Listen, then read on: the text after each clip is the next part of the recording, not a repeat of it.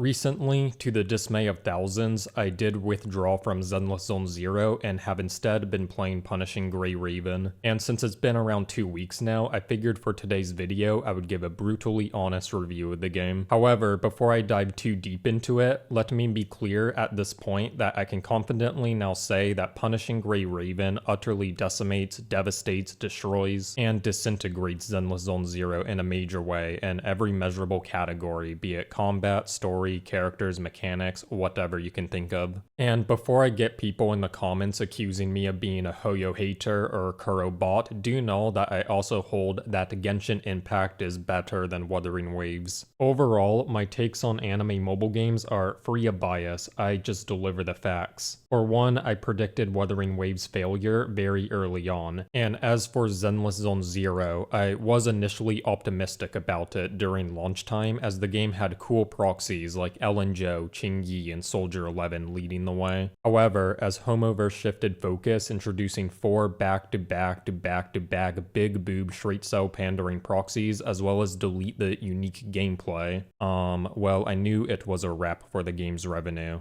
And now here we are. With the recent gacha revenue report and general trend, no amount of coping can withstand the fact that I was spot on that both Wuthering Waves and Zenless Zone Zero would be failing games. The fact of the matter is that both of these games had so much production value and so much money put into it, and for both of them not to be in the top 10 while both are still in a 1.0 launch patch phase, we just gotta be honest and say this is an objective, catastrophic, and quite frankly, embarrassing failure, and do not let anyone gaslight you into thinking otherwise. Zenless Zone Zero and Wuthering Waves are failing games played by failing people, and that's just about all there is to it. I accurately and precisely predicted both these games' demise, and I will continuously remind people of that because honestly, my concern for anyone who disagrees with me is that I may just be vastly smarter than you.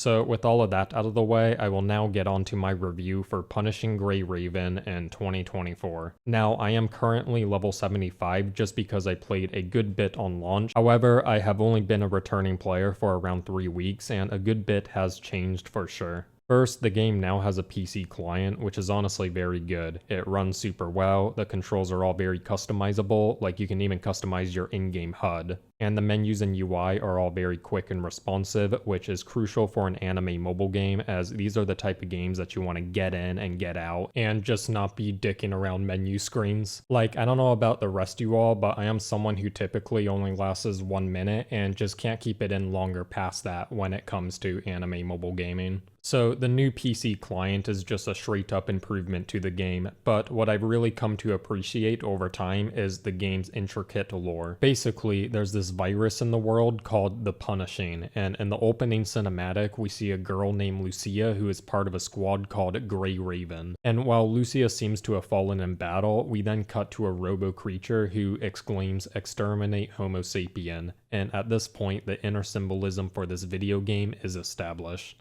We later learn, I think in like chapter 9, that those infected by the virus are called heterosapiens, and basically every enemy type in the game has the prefix of hetero, whether it be heterocore, heteromammoth, heterohide-mother, everything you fight and murder in this game is a blatant hetero. Such distinction between hetero enemies and said hetero enemies referring to us as Homo sapiens is purposeful writing by Kuro Games to contrast homo versus hetero, therefore implying the evil post-apocalyptic mass robo army symbolizes straight people, and the good and just Gray Raven squad symbolizes gay people. The hidden pun wordplay of homo versus hetero is what we call a double entendre in literature, and PGR subtly inserting this is truly masterful writing. After I viewed the game's story from this new lens, just everything becomes so clear. The Punishing virus turns people hetero, and due to the nature of disease spread, problems compound exponentially.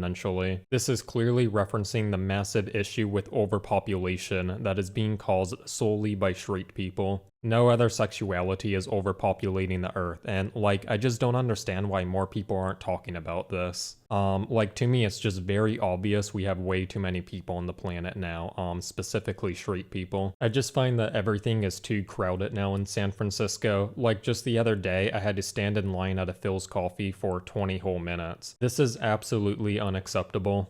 Hey, what's up you all? So while editing this video, I did realize that I do have a lot of non-American viewers who might not be aware of what Philz Coffee is. Because the thing about Philz Coffee is that it's only available for Americans. More specifically, Philz Coffee is only located in California because it's actually a government subsidized coffee shop that is only rewarded to certain preferred locations. Basically, think of it that Philz Coffee is a reward for good citizenship. So obviously we have a bunch in San Francisco, but then Los Angeles has a couple, and I think San Diego has one. And the rest of the country is just deemed unworthy of having a Philz Coffee. Anyways, with that explained now, you can probably imagine that Philz Coffees can get rather crowded. And the thing is, we do have a good bit of Philz Coffee in San Francisco, but as you can see, a lot of them are just concentrated after the San Francisco-Oakland Bay Bridge. And once you get further into town, there's less concentration of Philz Coffee. So specifically, this one on Market Street gets way too crowded.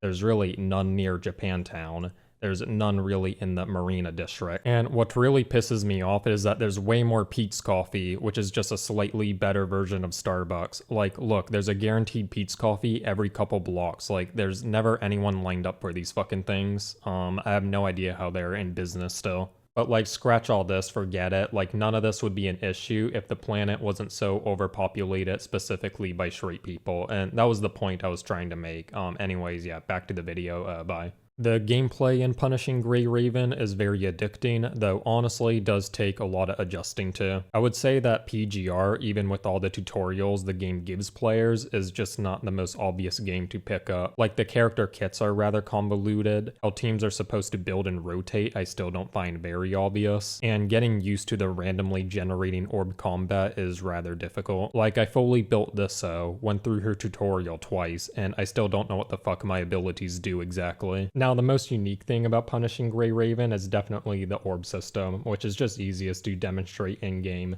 So when you attack an enemy, you just randomly generate orbs at the bottom, and it can come of 3 colors, yellow, red, or blue.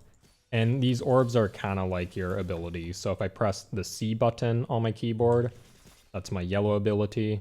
I can do C again, but this time it'll be blue. So you have to be pretty proactive and see where the orb is. And then the other thing is if you get 3 in a row, it's actually an enhanced version of the ability. So if I press 3, which is my blue, and then I press 4, I do an enhanced version of my red ability. So this is like all pretty difficult to manage. Okay, like you're effectively playing 2 games. You're fighting the enemy here, and then you're kind of like dorking around with your orbs down here.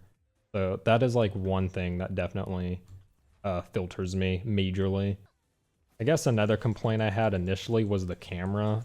Seems like crazy, but the longer you do play this game and when you kind of learn the kits, it becomes way more predictable. It just seems like the camera's spazzing out because when you're new to the game, you don't really know what your character's abilities do.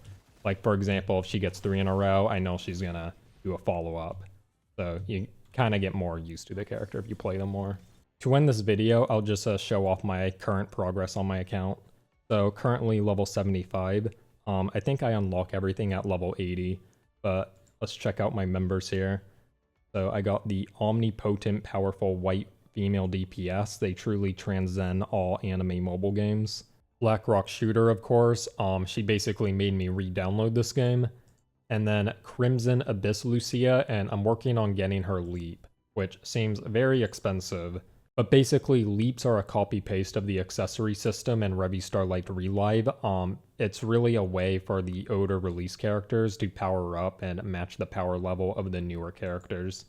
Actually, I don't really know how to even get this. Because if I go here, it tells me to get a leap wafer chip. If I go here, though, I don't see it anywhere. So if someone in the YouTube comments doesn't know how I'm supposed to farm this, please just @ me on the X platform, and I will expense a trip to San Francisco for you and sign whatever you want.